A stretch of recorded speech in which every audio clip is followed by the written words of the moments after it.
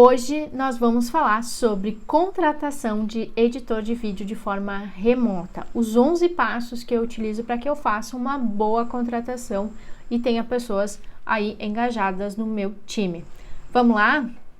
Meu nome é Rafaela e eu trabalho com liderança de times remotos e eu tô aqui para te ajudar hoje a contratar bons editores de vídeo. E bons editores de vídeo não são bons editores tecnicamente falando, são editores que fazem um bom trabalho, que estão engajados, que tenham, uma boa tratativa, que a gente consiga se comunicar com clareza, que entreguem com comprometimento as coisas. Então, não basta ser somente uma pessoa que seja tecnicamente boa, certo? Vamos lá, então, vamos trazer quais são esses meus 11 passos. Eu listei eles aqui para eu não esquecer nenhum de trazer para vocês, tá? E para mim, editor de vídeo já vieram várias pessoas, já trabalhei com várias pessoas, freelancers. Eu nunca tive um fixo direto na empresa para fazer. Já tive uma vez um contrato fixo por pacote, né, por mensal. E também não foi uma boa experiência por um tempo, porque a pessoa, ela simplesmente eu entregava todo o material e aí ela não conseguia entregar de volta 15 dias depois todo o material completo. Então eu gostava de mandar tudo e receber tudo de volta para que eu pudesse organizar, né, o calendário. Então eu tinha ali essa possibilidade. E no início era uma semana, ele disse, mas eu não tô conseguindo, porque pra mim é muito pouco tempo. Eu disse, tá, mas quanto tempo é bom pra ti? Ele me disse 15 dias. Então, ok, então vamos fazer de 15 em 15 dias. E aí, ele passou em 15 dias, ele passou a não entregar. O primeiro mês entregou, o segundo mês já tinha uma desculpa, já era o computador que quebrava, já era não sei o que. E aí, eu não pude mais trabalhar com ele, porque estava ficando insustentável. Então, esses são pequenos detalhes que mostram se a pessoa está comprometida ou não. A partir disso, eu comecei, então, a desenvolver processos também para contratação de prestadores de serviços, sejam eles freelancers ou não, para que eu não tenha mais esse tipo de problema. Qual que seria, então, né, o primeiro passo, né, para a gente fazer uma contratação? Um dos maiores erros que as pessoas fazem na hora de contratar é justamente esse. Achar que, Rafa, onde que tu encontra? Onde que tu pesquisa? Como que tu faz para encontrar essas pessoas? Como é que tu entrevista? Como é que tu analisa o formulário? Isso são todas questões externas, né? A primeira coisa que eu tenho que fazer é olhar internamente o que eu quero. E aqui existem, antes da gente sair para o externo, a gente tem 3 passos que são totalmente internos dentro da empresa e que a maioria das pessoas negligenciam para todas as contratações. O primeiro desse passo é o modelo da vaga, né? E nesse modelo da vaga eu tenho que entender quanto tempo eu tenho para contratar essa pessoa.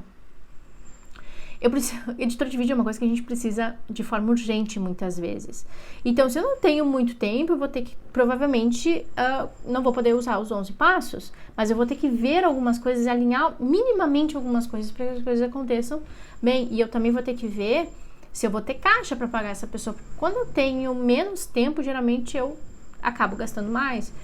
Eu vou precisar também de uma pessoa mais experiente, que não precise dar muitos detalhes, que ela já vai conversando. Eu tenho o Carlos, que é parceiro comigo nesse projeto, e ele disse, Rafa, eu tenho uma dificuldade porque para mim o editor de vídeo, ele tem que ler meus pensamentos. Então, o nível de leitura dos pensamentos, ele vai depender muito do nível de experiência dessa pessoa, se ele já editou esse tipo de material ou não.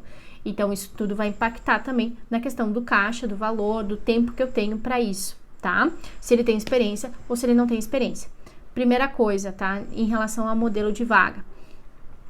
A segunda coisa relacionada ao modelo de vaga aqui é o segundo passo, e eu deixei ele detalhado porque ele também vai impactar, é justamente se essa pessoa vai ficar. Ela vai ter um contrato mensal comigo, ela vai ser uma pessoa fixa dentro do meu time, CLT, ou essa pessoa vai ser para um trabalho esporádico, ele vai ser um freelancer. Então, isso tudo eu também tenho que considerar na hora de saber também aonde que eu vou buscar. Porque tem lugares que são bons para imediato, tem lugares que não são bons para imediato, tem lugares que são ótimos para longo prazo. Então, antes de eu chegar nesse ponto de onde eu vou buscar essa pessoa, eu preciso antes saber se essa pessoa vai ficar comigo aqui um longo prazo, médio prazo, para fazer um trabalho específico, como que eu vou fazer, tá? Esse é o segundo passo. O terceiro passo é justamente eu ter uma descrição daquilo que ele vai fazer. Ele vai ter que editar o quê? Ele vai editar CPL, ele vai editar abertura, ele vai de vídeo, ele vai editar Reels, ele vai ter que ter uma série de efeitos. A edição, ele vai ter que usar um determinado programa, ele vai ter que dominar um determinado programa, porque é o programa que eu tenho aqui na minha empresa. Então, todos esses detalhes aqui eu preciso já definir no Job Description, na descrição da vaga, que é onde eu vou listar todas essas questões. Porque ali, gente, tá todas as expectativas que você tem em relação à pessoa, tá? Questões técnicas, tá? Depois essas questões um pouco mais comportamentais, a gente vai um pouco mais, a gente vai em outro momento. Mas eu preciso saber tecnicamente o que essa pessoa vai ter que fazer para saber se ela tem condições de receber esse tipo de trabalho. Esses dias a gente fez uma contratação num desses sites que eu vou indicar para vocês aqui, de contratação rápida, e para fazer edição de Reels. E na hora de fazer a edição de Reels, o cara foi super bem. E aí, como ele já estava no projeto e tal, para não pegar outra pessoa, a gente pegou ele para fazer CPL. Na hora de fazer CPL, ele não conseguia verificar as descrições básicas que tinham sido colocadas para fazer esse CPL. Então, tem que ter esse tipo de... Por isso que tem que ter esse cuidado na hora de entender o que tu vai precisar dessa pessoa. Erro meu, né? Na hora de conversar com essa pessoa, não consegui fazer esse alinhamento. Ó, pô, agora é CPL, agora é diferente, né?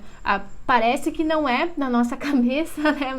Mas na cabeça do editor, dependendo de onde ele já trafegou, onde ele já esteve, né? Onde ele já trabalhou, isso não seja tão óbvio assim, tá? Então, são alinhamentos que nós temos que fazer. Fiz o modelo da vaga, entendi qual que é o período que ele vai ficar aqui, fiz a descrição do cargo, agora sim eu vou para fora, né? O meu quarto passo é saber onde é que eu vou buscar essa pessoa. Então, aqui, as redes sociais das profissões é o LinkedIn, né? No LinkedIn tem muita coisa, mas também existem esses sites de freelancers, como Workana, 20 Pila, Get Ninjas.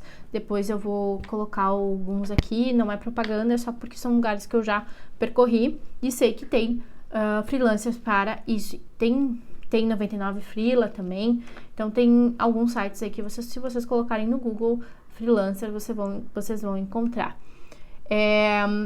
Eu tenho uma certa restrição com o site de freelancer, porque alguns eu já tive excelentes experiências, outros nem tanto, porque às vezes as pessoas estão ali para recomeçar, mas às vezes as pessoas estão ali para ter o maior volume, né, de trabalho possível.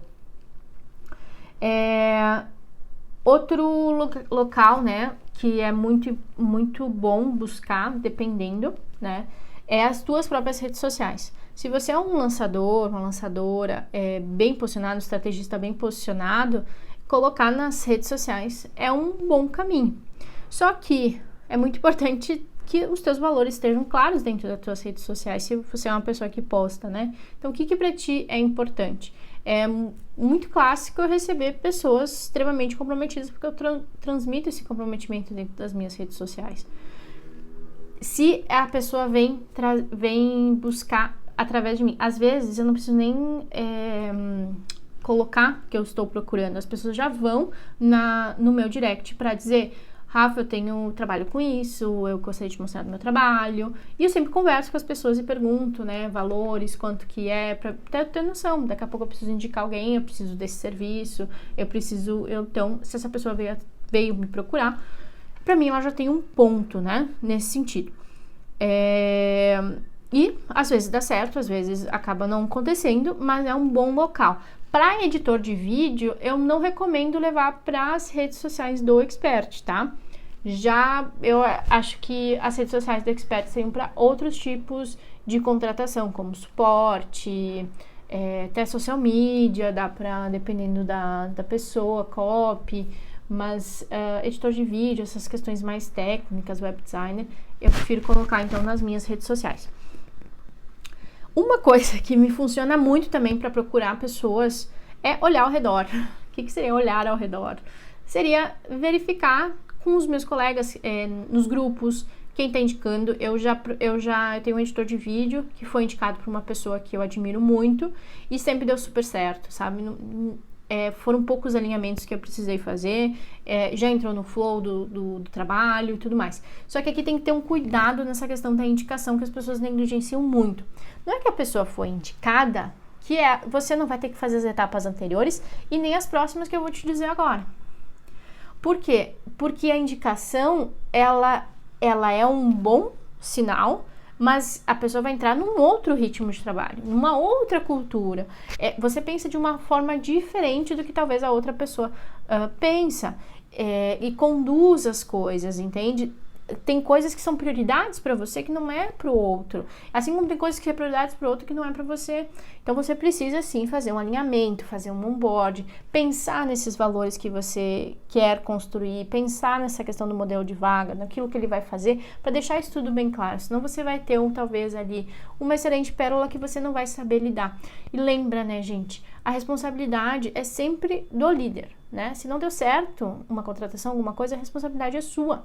Não é da pessoa que vai ser contratada, tá? Isso vocês têm que ter dentro da cabeça de vocês.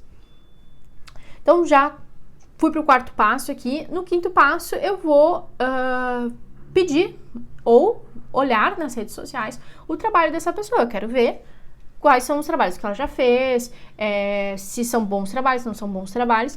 E, ao mesmo tempo, em paralelo, eu peço para ela responder um formulário, tá? Então, aqui os 5 e 6 eu acabo fazendo ele de forma paralela. E esse formulário, o que vai ter? Esse formulário vai ter perguntas como nome, endereço, de onde a pessoa é, eu quero saber um pouquinho da história, como é que ela entrou no digital, nesse caso, eu quero saber com que ferramentas ela trabalha, eu quero saber algumas questões de valores, eu faço algumas perguntas ali em relação a isso para ele, quero saber o que para ele é prioridade, se ele está trabalhando com outros projetos, então eu vou fazendo algumas perguntas estratégicas nesse formulário. Depois disso, sétimo passo é verificar o perfil. No caso de um editor de vídeo, eu gostaria que ele tivesse uma conformidade, né? Traços aí de melancolia ou então de conformidade, dependendo aí da ferramenta que você usa. Eu uso aqui o DISC para fazer esse tipo de análise e para mim a conformidade é muito importante, principalmente se essa pessoa vai ficar um contrato fixo para mim, porque essa pessoa ela vai ter rotina, é um trabalho que ele vai precisar ficar no computador e tal, não vai conversar com muita gente, então eu preciso de alguém que já tenha mais traços aí de conformidade. Visto o perfil, né, vejo que essa pessoa eu vejo que o trabalho dela é bom, eu vejo que no formulário ela tem os valores que eu preciso, ela tem o perfil certo, aí sim, eu vou então conversar com essa pessoa, porque se duas dessas coisas não fecharem com aquilo que a gente está buscando, a tendência disso não dar certo, ela é muito alta. Então, vamos lá. Eu preciso saber se o trabalho dela é bom. Às vezes é bom para mim ou não é bom para mim, e às vezes para expert é bom, às vezes até para audiência é bom, mas para mim não me chama atenção, tá? E eu sou muito crítica nessa hora de saber que às vezes o que eu gosto não é o que a audiência gosta. Então, eu tenho sempre esse olhar. O formulário e o perfil também me ajudam bastante a eu fazer, então, essa tríade para eu entender se essa pessoa é para mim ou não, para esse projeto ou não, tá bom?